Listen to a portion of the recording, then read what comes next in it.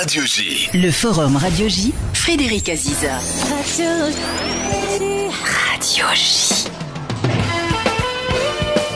Bonjour à tous et bienvenue au Forum Radio J dont vous êtes l'invité. Brice Hortefeux, bonjour. Bonjour. À moins de 3 mois des Européennes, la campagne est bel et bien lancée. 4 ans des élections de juin prochain, comment donner envie d'Europe alors que les agriculteurs reprochent toujours à l'Europe d'avoir contribué à les fragiliser, alors que la guerre de Poutine contre l'Ukraine déstabilise le monde et alors que Trump menace de ne plus garantir la protection des pays de l'OTAN face à la Russie s'il est réélu en novembre prochain. En clair, faut-il plus d'Europe ou moins d'Europe et sur quoi va se jouer la campagne? Mais pour commencer, Brice Hortefeux, cet attentat qui a visé vendredi une salle de spectacle à Moscou, un attentat revendiqué par l'État islamique, est-ce une faillite des services de sécurité russes? Vous qui avez été ministre de l'Intérieur, vous connaissez bien ces dossiers. Bon, il y a une réalité, c'est un attentat d'une extraordinaire violence, et il y a une deuxième réalité, c'est par qui a-t-il été revendiqué? J'allais vous poser la question, parce que vous voyez ce qu'il y a dans la presse, Zelensky et Poutine se renvoient la balle, Poutine dit c'est l'Ukraine, et un certain nombre de commentateurs, d'experts, éventuellement militaires, disent ça peut être une machination de Poutine. La première chose à faire, c'est d'observer qui revendique un attentat. Donc ceux qui revendiquent un attentat aujourd'hui, ce sont des islamistes. L'État islamique. Est-ce que les islamistes ne se sont jamais pris, n'ont jamais attaqué des bâtiments ou des personnels russes? Bien sûr que si. Les islamistes ont attaqué une ambassade russe, ils ont commis d'ores et déjà des attentats. Donc la première piste sérieuse, c'est la piste des auteurs de la revendication, c'est-à-dire des islamistes. Maintenant, nous sommes dans un conflit Ukraine-Russie, que les services de renseignement, que la communication tourne autour de plusieurs interrogations. C'est assez logique. Et vous, l'hypothèse d'une machination russe, c'est possible ou pas? Et je pense que dans cette période, il ne faut rien écarter, mais il faut d'abord commencer par privilégier la piste de ceux qui ont revendiqué cet attentat. Mais au-delà de cet attentat, cela rappelle quand même une réalité, c'est qu'il y a une poussée du nombre d'attentats et donc de victimes d'attentats dans le monde. Ce n'est pas un phénomène qui est en régression, c'est un phénomène qui est en augmentation. Mondial. Si vous prenez à l'échelon mondial, si vous prenez la dernière année connue, en 2023, il y a eu recensé officiellement 8352 tués dans des attentats. Et il y a deux éléments à souligner, c'est que c'est une augmentation très forte, ce n'est pas de 2%, c'est une augmentation de 22%. 2023 par rapport à 2022, plus 22% d'augmentation des attentats. Et deuxième réalité, c'est que 75% de ces attentats et de ces victimes d'attentats proviennent, les auteurs de ces attentats sont à 75% liés à la mouvance islamique. Alors justement, vous dites... Attendez, je précise un point. Première, dans ces 75%, les premiers, c'est l'État islamique, et les deuxièmes, c'est le Hamas. Voilà, c'est ce que j'allais vous dire. Vous dites 8350. Parmi ces 8350, plus de 1200 Israéliens assassinés, massacrés et martyrisés par les terroristes du Hamas. Donc vous dites, sur Moscou, on ne peut rien exclure, y compris une machination russe. Je crois qu'il ne faut rien écarter, mais privilégier la piste islamiste qui semble aujourd'hui encore la plus crédible. Vous dites qu'on assiste à une augmentation très sensible, importante, des attentats terroristes d'origine islamiste dans le monde. Est-ce que c'est un risque pour les Jeux Olympiques qui ont lieu à Paris dans moins de 4 mois? Bien sûr, la menace est permanente, la vigilance doit être totale, et à l'occasion d'une manifestation aussi importante, aussi médiatisée, aussi observée que les Jeux Olympiques, les services de protection, les services de renseignement par définition, sont sur les dents. Vous savez, c'est très difficile. Quand j'étais ministre de l'Intérieur, j'ai été confronté à des menaces. Pendant la période où je l'étais, il n'y a pas eu d'attentat, puisque l'attentat de Toulouse, c'était avec mon successeur, Claude Guéant. Mais toujours sous la présidence de Nicolas Sarkozy. Sous la présidence de Nicolas Sarkozy. Mars 2012. Mais dans la période où j'exerçais ces fonctions, il y avait des alertes. Et Vous aviez combien d'alertes par an? Ou voire même par semaine? Mais non, pas par semaine, mais il y avait des alertes qui étaient considérées comme plus sérieuses. Pourquoi étaient-elles considérées plus sérieuses? Quand il y avait généralement 3 facteurs, enfin 3 liens. Il y avait une information des services de renseignement de notre pays et des services de renseignement d'autres pays. En l'occurrence, généralement, les informations proviennent des États-Unis. Il semble d'ailleurs que dans le cas de la Russie, ça soit le cas, ce qui ne me surprend pas. C'est des États-Unis et concernant la France, des services provenant du Maghreb, que ce soit des services algériens ou des services marocains pour l'essentiel. Avec lesquels la France avait de bons rapports à l'époque. Mais avec les services algériens, nous avons aussi beaucoup fonctionné.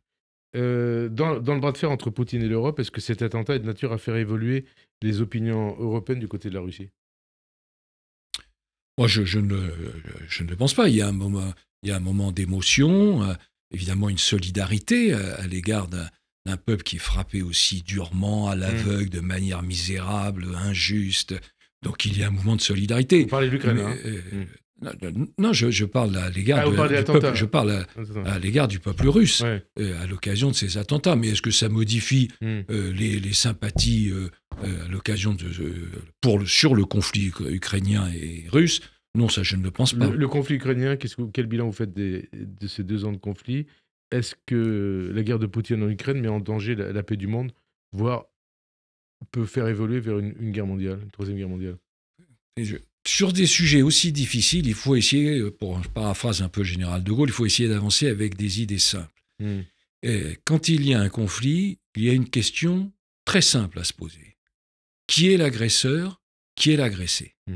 Et il ne faut pas évoluer vers la confusion des deux.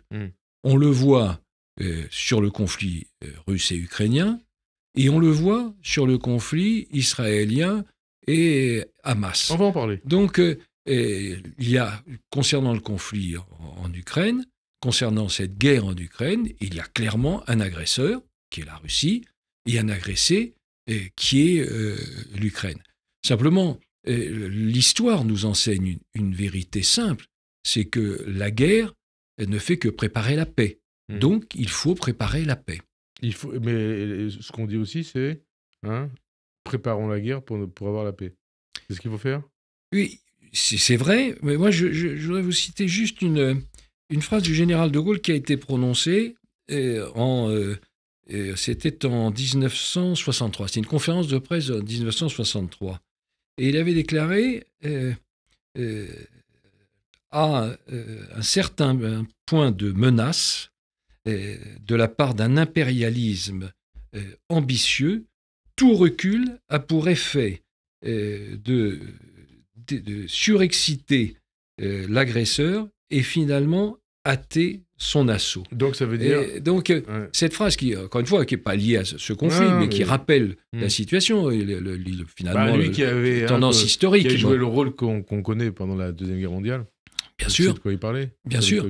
Donc, mais en 1963, quand il déclare cela, je trouve que c'est toujours d'actualité. Et toujours d'actualité, en fait, je ne connaissais pas cette déclaration, mais il donne raison à Emmanuel Macron, qui n'exclut pas l'envoi de soldats français et européens pour aider l'Ukraine à gagner.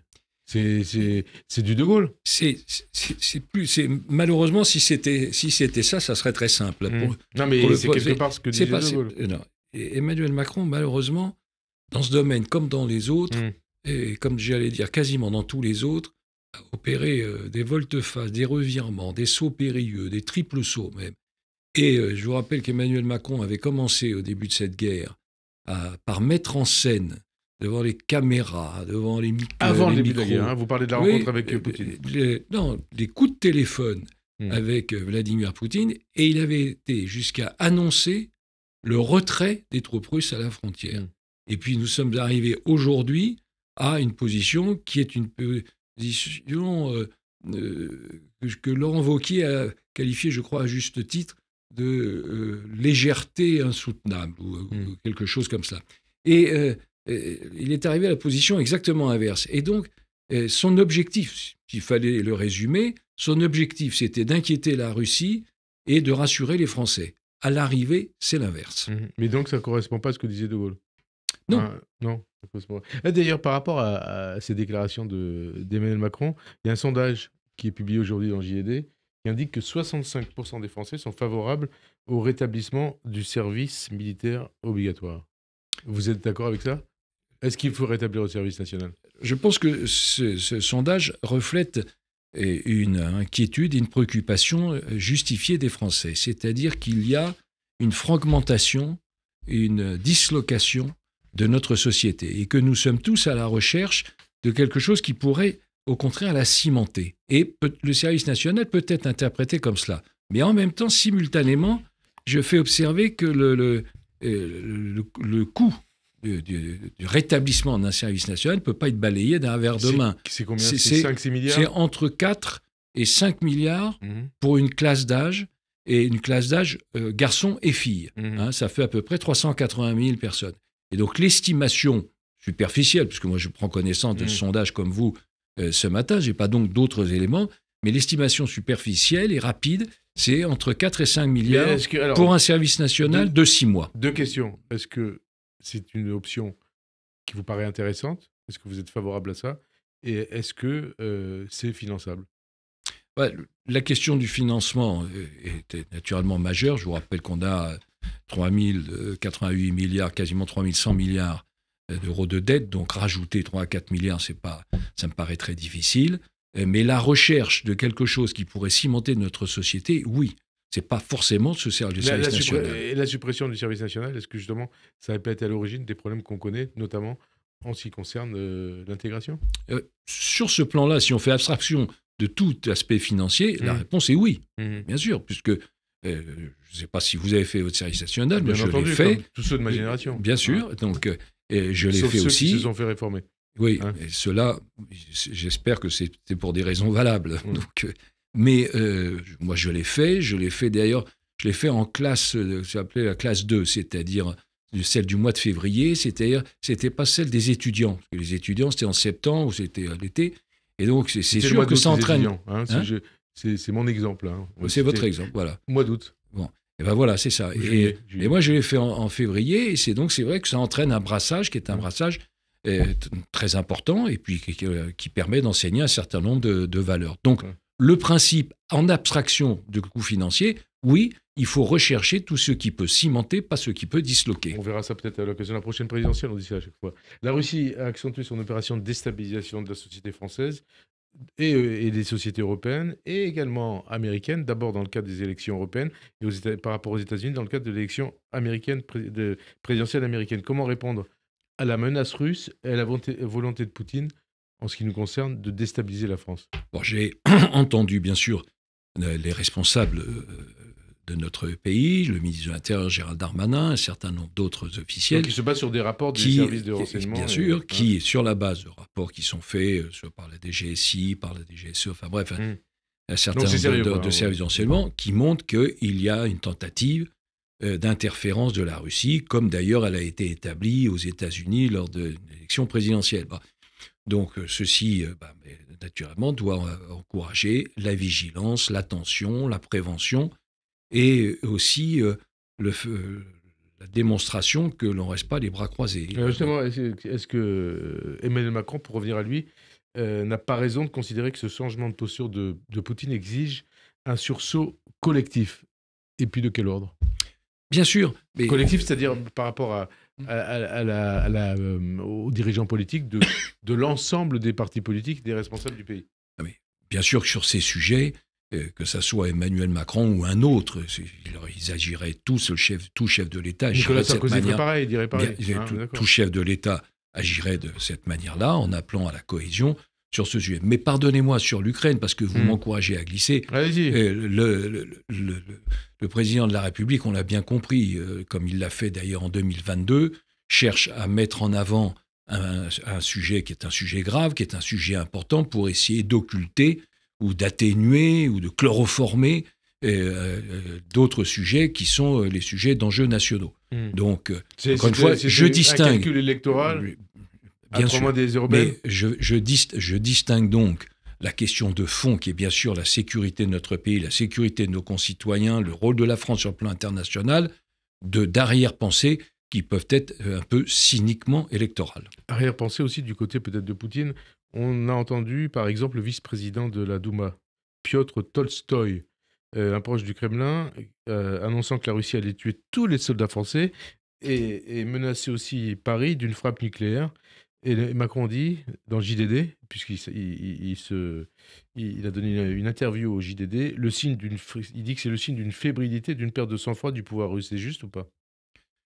En tout cas, les propos de ce vice-président de la Douma sont réguliers. Il nous a habitués très, très, très régulièrement à des déclarations violentes, incendiaires, d'ailleurs généralement ineptes. Ce qui est parallèlement peut-être plus surprenant, ce sont les déclarations de Dimitri Medvedev. J'étais au gouvernement lorsqu'il était dans son duo avec Vladimir Poutine, était le président, qui au contraire avait l'image de quelqu'un de raisonnable, de pondéré. Et c'est avec lui que Nicolas Sarkozy avait négocié la sortie de la crise de Géorgie. Exactement. Et il avait plutôt l'image de pondéré, de raisonnable, d'équilibré. Et là, depuis le début du conflit en Ukraine, il va de surenchère en surenchère. Alors, la réponse à apporter à la barbarie de Poutine, c'est quoi ? C'est la soumission ou le soutien sans aucune limite à l'Ukraine prôné par Emmanuel Macron ? Écoutez, vous avez raison de faire référence au président de la République, mais si on avait livré autant de munitions que Emmanuel Macron nous a gratifié de mots, là, il n'y aurait pas de souci d'approvisionnement militaire. C'est la déclaration de votre numéro 3 de la liste LR hier, le général Gomard, qui disait il faut livrer plus de munitions et je ne sais plus ce qu'il dit après. Mais c'est ça. Bien sûr, c'est plus de munitions, plus d'armement et plus de formation. Ce sont les trois choses, les trois domaines sur lesquels il faut naturellement s'engager et s'engager rapidement, puisqu'on voit bien que la situation de l'Ukraine est aujourd'hui difficile. Alors, une guerre en Ukraine aussi qui a des conséquences au niveau de la vie politique française. Emmanuel Macron, Gabriel Attal, les dirigeants de la majorité, ils considèrent que Marine Le Pen, Jordan Bardella et le Rassemblement national sont dans la main de Poutine. C'est aussi un constat que vous faites depuis Strasbourg où vous les côtoyez ? Bien sûr, qu'il y ait eu des liens, ils avaient eu à s'en expliquer avec la Russie, notamment des liens financiers, puisque c'était les banques russes qui avaient accordé les prêts qui sont nécessaires dans le cadre d'une campagne électorale. Ces liens sont bien réels. Pour le reste, je ne place pas simplement le débat politique sur ces éléments-là. Vous considérez que le RN est une cinquième colonne russe en France ? J'emploierai absolument pas ces mots-là, mais qu'il y ait des liens forts par le passé avec la Russie, c'est une évidence que personne ne conteste et surtout que personne ne peut contester. Aujourd'hui, j'écoute les propos des responsables politiques et c'est pas ce que j'entends. Et est-ce qu'il y a un lien d'ailleurs, une convergence dans ces relations, dans cette manière d'appréhender les relations avec la Russie entre le RN et LFI ? Ah, mais pas que dans ce domaine. Oui, mais là, je parle de domaine, on parlera d'autres domaines. Bien sûr qu'il y a des convergences, mais si elles apparaissent de fait dans de multiples domaines, si vous prenez, par exemple, au Parlement européen, parce que vous y avez référence au Parlement européen, Jordan Bardella, la tête de liste Rassemblement national, a voté systématiquement, et les élus du Rassemblement national ont voté systématiquement contre le financement de Frontex, l'agence chargée de la protection des frontières extérieures européennes. Et qui trouve-t-on sur cette même ligne ? On trouve la France insoumise. Et je pourrais vous citer bien d'autres exemples, aussi dans le domaine national, en matière économique. Je vous rappelle que le Front National, moi je l'ai connu, puisque nous avons quelques années l'un et l'autre derrière nous. Nous avons connu le Rassemblement national. Et donc nous avons favorable. Ça, vous voulez dire. Ouais, c'est ça. Je ne veux pas dire d'autre chose, bien sûr. Mais j'ai connu le Rassemblement national pour la retraite à 65 ans. Aujourd'hui, prennent position pour la retraite finalement à 60 ans, comme la France insoumise. Donc on peut encore une fois démultiplier ça sur plusieurs sujets. Vous parlez de Frontex. La présence sur la liste RN de Jordan Bardella de Fabrice Leggeri, l'ex-directeur de Frontex de 2015 à 2022. Il a été viré de Frontex en 2022. Qu'est-ce que ça vous inspire ? Écoutez, moi j'ai entendu Fabrice Leggeri, que j'ai croisé. Qui aurait pu être sur les CLR d'après. Que j'ai croisé. Simplement, je suis un peu surpris de ses explications, puisque il condamne absolument la politique que lui demandait de mener la Commission, et sur ce plan-là, d'ailleurs, il n'a pas totalement tort. Enfin, visiblement, il l'a supporté, puisqu'il y restait quand même 7 ans et demi. Et il est parti dans les conditions que vous évoquez. Donc là, je trouve qu'il y a une certaine incohérence. Soit on est en désaccord, et dans ces cas-là, courageusement, on s'en va, et on s'en va tout de suite, dès qu'on a conscience que ça n'est pas ce que l'on espérait. Enfin, rester 7 ans et demi pour, au bout de 7 ans et demi, dire finalement, non, c'était pas bien, je trouve que c'est pas tout à fait cohérent. On poursuit sur les élections européennes. Les relations avec la Russie, la guerre en Ukraine, est-ce que ça sera, est-ce que ça doit être au centre de la campagne européenne ? Ça fait partie naturellement des sujets, puisque là on voit bien que c'est un sujet majeur qui touche l'Europe tout entière, pas simplement l'Europe centrale. Donc mais ce ne sont pas les seuls sujets. Il y a une élection. D'abord, ça doit porter sur les enjeux européens. Quelle Europe voulons-nous bâtir ?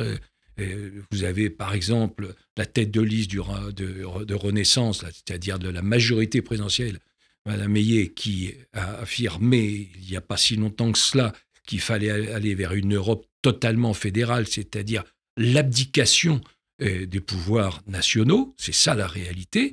Et puis, vous avez... En résumé, je ne pense pas être trop caricatural, vous avez d'un côté le Rassemblement national pour qui l'Europe est tout le problème, et vous avez la majorité macroniste pour qui l'Europe est toute la solution. Et précisément,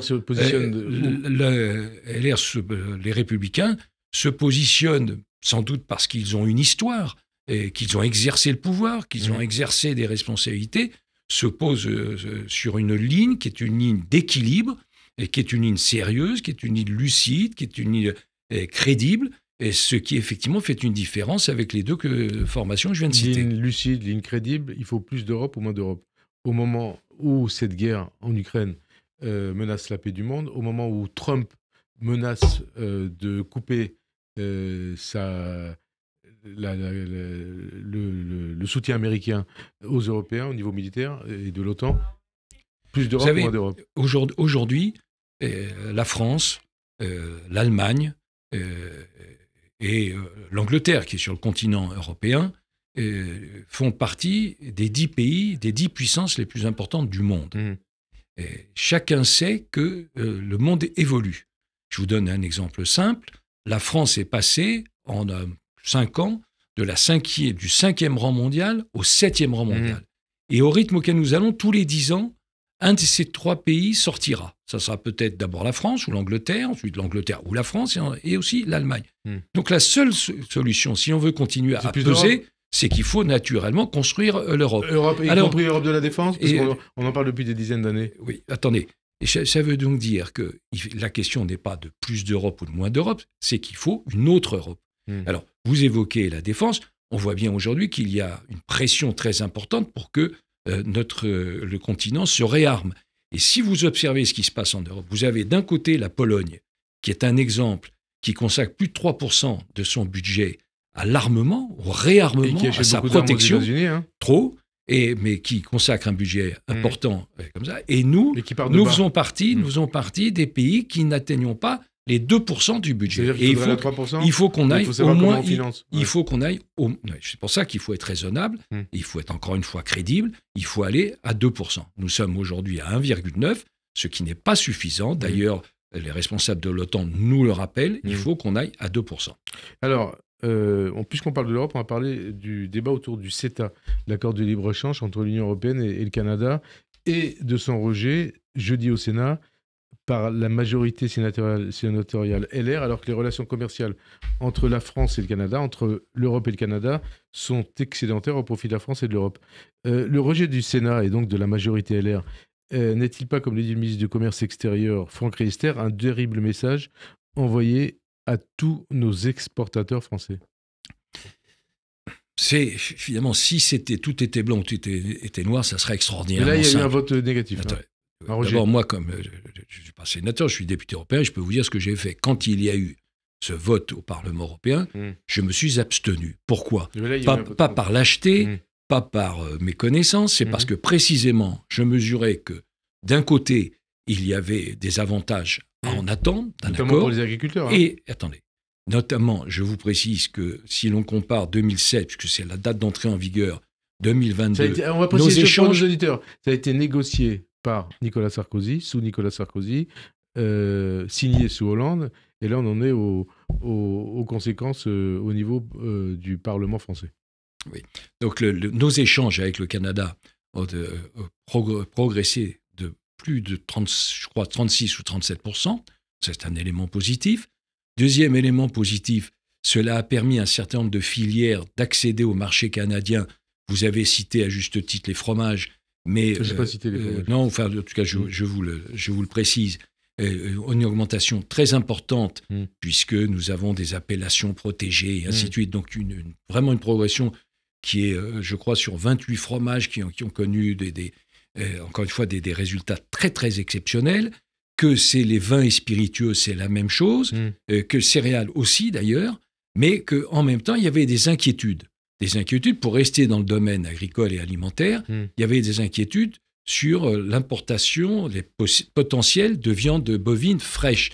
Bon, la réalité, c'est qu'aujourd'hui, le Canada n'a utilisé que 3% de son quota d'importation de viande bovine fraîche vers notre pays. Ça peut poser Donc aujourd'hui, c'est positif. Simplement, on sait que cela va évoluer. Alors, une autre question. Voter contre le CETA, c'est un faux patriotisme. C'est dans la continuité de ce que vous venez de dire. C'est Marc Fesneau, ministre de l'Agriculture, qui dit ça.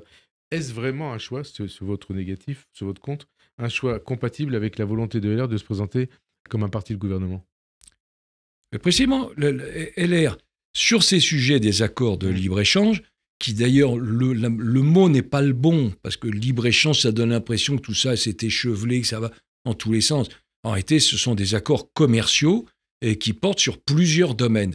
Donc, il faut que ces accords soient d'abord sérieux, et surtout que nous puissions bénéficier de clauses miroirs. C'est-à-dire que ce que nous demandons, ce qu'on exige de nous, nous puissions l'obtenir de nos interlocuteurs et nos partenaires. Et ce qui n'est pas toujours le cas, et ce qui ne serait pas le cas avec l'accord potentiel du Mercosur. Dernière question, là on parle du CETA, Mercosur c'est après. Oui. Après le vote du Sénat, l'Assemblée va devoir se prononcer, va se prononcer dans les prochaines semaines. Est-ce que les députés LR peuvent s'allier à LFI et au RN et choisir donc la ligne de la Confédération paysanne pour rejeter le CETA à l'occasion de ce vote ? Eh bien, écoutez, ça, il faudra reposer la question un peu plus tard, puisque nous n'avons pas d'informations à ce jour sur la transmission par le gouvernement du texte du Sénat. Donc, n'anticipons pas. Il y aura un vote à l'Assemblée. Il y aura un vote à l'Assemblée. Attendez que ça soit fixé, puisque rien ne prouve que cela le soit dans un délai rapproché. D'accord. Alors, élection européenne, toujours dans moins de 3 mois, ces élections européennes. LFI a choisi de placer la Palestine au centre de sa campagne européenne, avec notamment la présence en position éligible sur sa liste de la franco-syrienne d'origine palestinienne, Rima Hassan. Est-ce que c'est un choix judicieux ou est-ce que c'est un choix dangereux ? Écoutez, d'abord, c'est le choix de LFI qui, en réalité, affiche la couleur. C'est-à-dire que c'est anti-Israël et c'est dans les faits, pro-palestinien et avec une rhétorique assez compliquée à l'égard du Hamas. C'est ça la réalité. Donc, qui a été considéré comme faisant partie de la résistance palestinienne. C'est les mots qui ont été utilisés et qui ont profondément choqué, bien au-delà de la communauté juive de notre pays. Alors, on se souvient de 2 choses. La liste Euro-Palestine en 2004 avec Dieudonné, donc liste européenne 2004, et la liste antisioniste, toujours aux européennes, à la thématique antisémite de Dieudonné et Soral en 2009. Est-ce juste de comparer la liste LFI de cette année à ces 2 listes, Euro-Palestine, antisioniste? Bien sûr.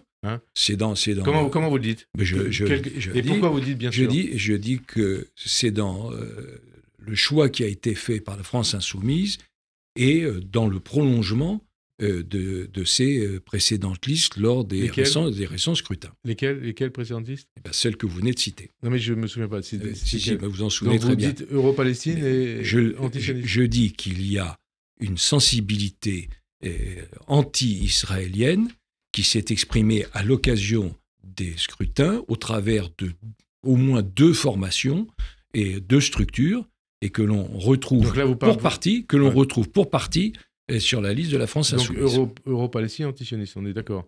Et donc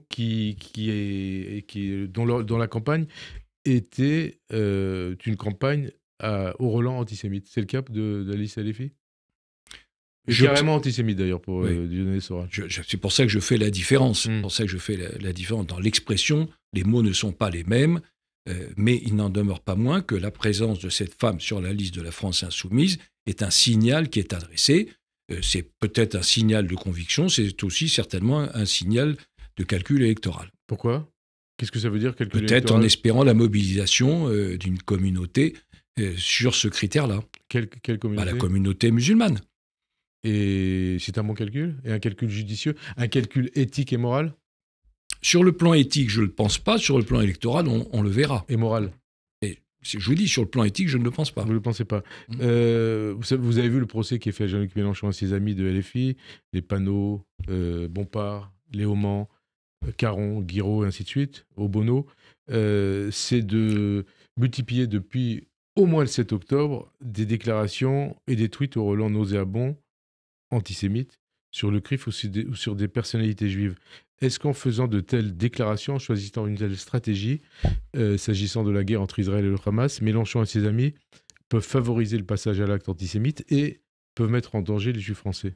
Bon, j'entends tout ce que vous dites. Moi, simplement, ce que je veux vous dire, de la part de ma famille politique et de mes convictions personnelles, c'est là aussi, j'en reste au principe que j'évoquais il y a au début de notre entretien. Il ne faut pas mélanger l'agresseur et l'agressé.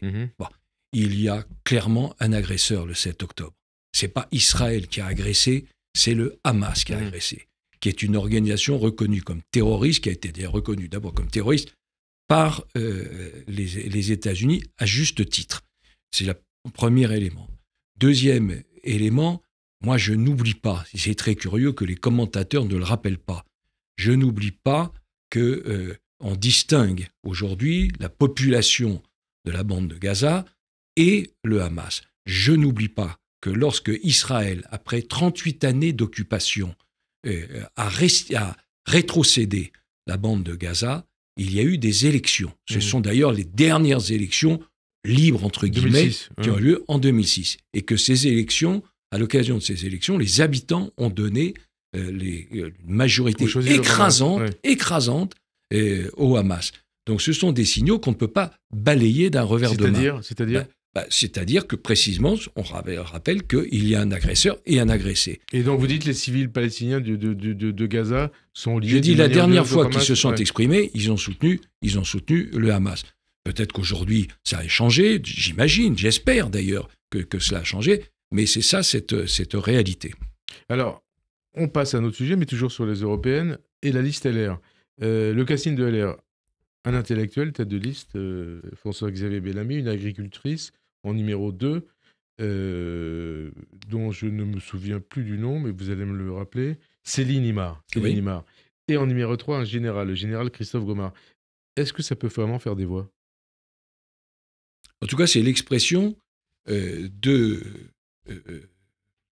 d'intérêt, de respect, de préoccupation et d'un choix. Oui, mais justement, est-ce que ce choix peut faire des voix ? Attendez, mobiliser. Une deuxième de liste, le choix qui a été fait par Éric Ciotti et par François-Xavier Bellamy, c'est de faire appel à une agricultrice qui est une agricultrice extraordinairement symbolique, puisque c'est une agricultrice qui était partie, qui avait fait des études supérieures, qui avait une activité professionnelle, qui était en Amérique du Sud, et qui décide de revenir pour reprendre une exploitation familiale. Vous voyez la portée de ce symbole, et en dehors de la démarche personnelle. Et quant au général Gomard, là aussi, nous sommes dans une situation, on vient d'en parler longtemps, extraordinairement difficile, qui a des implications, bien sûr, militaires.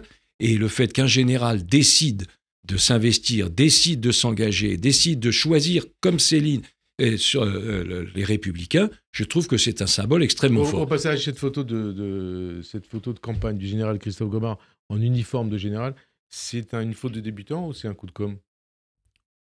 Je ne sais pas dans quelles conditions ça s'est fait, mais enfin, au-delà du uniforme, il y a la personnalité, il y a les responsabilités qu'il a exercées. Il a exercé des responsabilités dans des secteurs très différents dans le monde. Son expérience, à l'évidence, sera utile. Pour le reste, vous me posez la question, est-ce que c'est un intérêt, un calcul? Pour le reste, vous savez, ce mode de scrutin, c'est le pire de tous. Scrutin proportionnel, national, à un tour. Il n'y a pas pire scrutin dans le monde, et c'est vrai qu'Éric Ciotti... C'est parce que vous voyez les sondages où le LR est donné très bas. Mais parce que... Et le RN très haut. Non, mais pas du tout. LR se maintient dans les enquêtes d'opinion. 7-8%. Oui, c'était les résultats qui étaient le nôtre la dernière fois. Ça veut dire qu'on se maintient alors qu'il y a des listes supplémentaires. Bon. Mais précisément, vous confondez là le point de départ et le point d'arrivée. J'espère que le point d'arrivée sera naturellement plus coûteux. Alors il y a le point d'arrivée aussi pour vous, Brice Hortefeux. Est-ce que vous confirmez que vous ne serez pas sur la liste? Généralement, c'est plutôt le contraire qu'on demande en confirmant. Moi, je pose la question comme ça. Écoutez, vous savez, je suis un peu tordu. Ça, je pense que beaucoup l'avaient compris. Mais vous savez, pour être sur une liste précisément, que le pire des scrutins, il faut 3 conditions. Il faut en avoir envie, il faut que votre famille politique vous y encourage, et il faut que les électeurs l'approuvent. Écoutez, on en est encore au premier point. Est-ce que vous en avez envie ? Et on en est encore au premier point, et c'est un entretien que j'ai, non pas avec vous, mais avec Éric Ciotti. Oui, mais vous en avez envie ou pas ?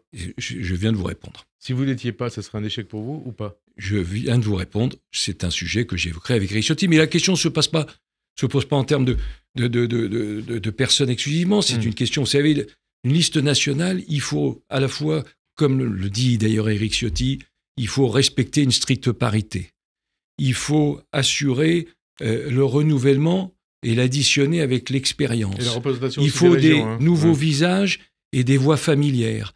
Et il faut, j'allais dire presque aussi, surtout sur une liste aussi importante, qui est une représentativité des territoires. Voilà. Donc ça fait beaucoup de conditions, et c'est un travail, personnellement, que je n'envie pas, mais qui appartient à Éric Ciotti et à François-Xavier Bellamy. Ça serait un échec ou pas pour vous ? Je vous ai répondu de manière assez directe. Et certains disent aussi que si vous n'êtes pas sélectionné, ça serait quelque part, ou ça serait peut-être quelque part une sanction en raison de votre proximité avec Nicolas Sarkozy. Eh bien ça sera aux commentateurs de commenter. Voilà. Et d'ailleurs, est-ce que vous comprenez au passage que Nicolas Sarkozy soit rapproché d'Emmanuel Macron au point d'avoir souhaité une alliance entre Renaissance et LR ? Non, ce qui avait été imaginé, c'était qu'il y ait la construction. Bon, et simplement, Emmanuel Macron avait 2 opportunités, à mon sens, pour le faire. Première opportunité entre les 2 tours de l'élection présidentielle, où il aurait pu tendre la main et proposer une construction, et une deuxième opportunité qui était au lendemain de son échec, parce que c'est un échec aux législatives, parce que quand on a une majorité relative, sous la 5e République, ça veut dire pas de majorité. Et on le voit d'ailleurs aujourd'hui. Il avait l'opportunité, là aussi, de tendre la main pour construire. Il ne l'a pas fait à ce jour, dont acte. D'ailleurs, toujours par rapport à cette liste européenne, on parle de la possibilité que le conseiller principal, le collaborateur principal de Gérard Larcher, Patrick Draud, soit sur la liste. Vous confirmez ? Est-ce que ce sera un bon choix ? Moi, je n'ai pas d'informations. Ce qui est vrai, c'est que nous avons Céline Imard et le général Gomard qui sont candidats, qui n'ont pas de parcours à la fois militant, d'élu local, d'élu de terrain, d'expérience dans le domaine. Donc je ne sais pas quelle sera la suite de la liste, mais nous avons déjà des personnalités extérieures. En gros, il faut des élus, enfin des gens qui soient impliqués sur le terrain. Mais c'est comme tout, c'est comme la vie, il faut un équilibre entre tout. Voilà. Céline Imard, donc, dont on reparle, donc numéro 2 sur la liste, a dit hier au meeting d'Aubervilliers, le meeting de lancement de campagne de François-Xavier Bellamy, qu'elle n'avait jamais voté Macron, ni en 2017, ni en 2022, c'est-à-dire ni au premier, ni au deuxième tour. Et vous ? Moi, je n'ai pas fait le même choix, mais... Vous avez voté Macron au deuxième tour, à tous les coups. Je n'ai pas fait. Donc vous avez voté Macron au deuxième tour. Je n'ai pas fait le même choix, mais pour les Républicains, pardonnez-moi, c'est pas tellement ça le sujet, c'est que nous devons être suffisamment attractifs, crédibles, pour dire à ceux qui ont voté sincèrement Emmanuel Macron en 2017 et peut-être en 2022, qu'aujourd'hui, s'ils sont déçus, nous sommes là pour les accueillir. On a envie de dire, revenez, parce que... Revenez à la maison. Mais, oui, parce que, vous savez, au bout de 10 années de macronisme, on voit bien ce qui se passe, enfin, à la fin du deuxième mandat, mais on en est à 7 ans. Mais aujourd'hui, que se passe-t-il?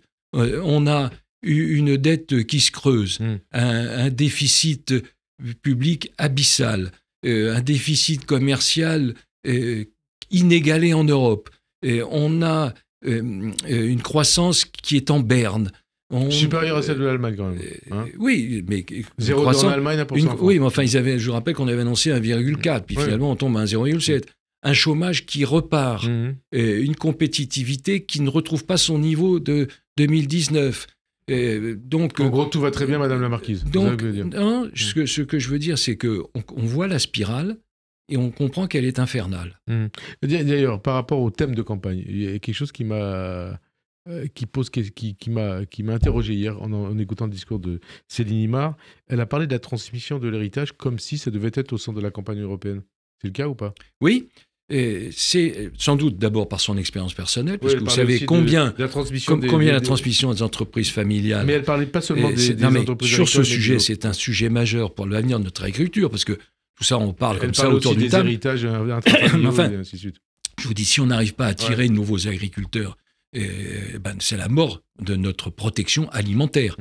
C'est d'ailleurs pour ça que, par exemple, en Auvergne-Rhône-Alpes, avec la présidence de Laurent Wauquiez, le budget consacré à l'agriculture a été multiplié par 3 et que la dotation pour les jeunes agriculteurs est passée de 24 000 à 44 000 euros. Je vous dis ça parce que c'est pas que des mots, ce sont des choses concrètes. Il faut qu'on avance, il reste 3 minutes. Et deuxième élément, oui, la question de la transmission est essentielle. Et si précisément vous évoquiez l'Allemagne, si l'on compare entre l'Allemagne et la France, on s'aperçoit qu'il y a une distorsion totale, un fossé, plus qu'un fossé, un gouffre en matière d'imposition sur les transmissions. Et là, il faut que nous prenions l'engagement de revenir dans la moyenne européenne. 3 minutes, plusieurs questions. D'abord, comment vous expliquez que les sondages accordent un résultat aussi élevé à la liste Bardella, 30%, voire au-delà?